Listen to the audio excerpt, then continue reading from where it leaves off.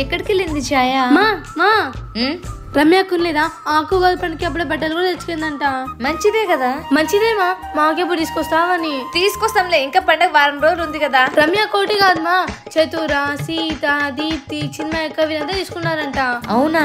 అవునమ్మా, ఉగాది మన తెలుగు పండగ కదా, అందుకే అందరు లంగా ఓనీలు లంగా జాకెట్లు కొనుక్కున్నారు. మరి నాకు లంగా ఓని కొనిమా. అయ్యో దాందే ముందు తప్పకుండా కొనిస్తాను. పైగా వాళ్ళందరూ నువ్వు కూడా బాగుండాలి కదా. నేను మీ వాళ్ళందరికి చెప్పేసి వస్తాను, రేపు మేము టౌన్ కి పోయి కొత్త లంగా ఓని తెచ్చుకుంటామని. ఇదేంటిది ఛాయా? ఎలాగో రేపు తీసుకొస్తాం కదా, ఈ లోపు చెప్పడం దేనికి, రేపు వచ్చాక చూపిస్తూలే. ఆశతో చెప్పడం వడా, వాళ్ళందరూ ముందర ఎంత బిల్డప్ ఇచ్చినారు. ఇప్పుడు నేను వాళ్ళకి చెప్తాను, నీకు చెప్తా అంతే మమ్మీ, నువ్వు అడ్డు చెప్పదు మమ్మీ అంతే. ఏమైంది దీనికి? ఏ ఛాయా ఛాయా, వాళ్ళు చెప్పారని చెప్పి ఇది కూడా పోతుంది ఊరి మీదకి అందరికి చెప్పేకి. అమ్మ నీకు చెప్పడం మర్చిపోయా, రేపు మనం టౌన్ కి వెళ్తున్నాం కదా, నాకు మ్యాచింగ్ రిబ్బన్లు, మ్యాచింగ్ కమ్మలు, మ్యాచింగ్ బొట్టు బిల్లలు, మ్యాచింగ్ పాపిడి బిల్ల, అలానే మ్యాచింగ్ గాజులు కావాలి. మర్చిపోకు, పోయిస్తే వాళ్ళని చెప్పేసి వస్తా, సరేనా?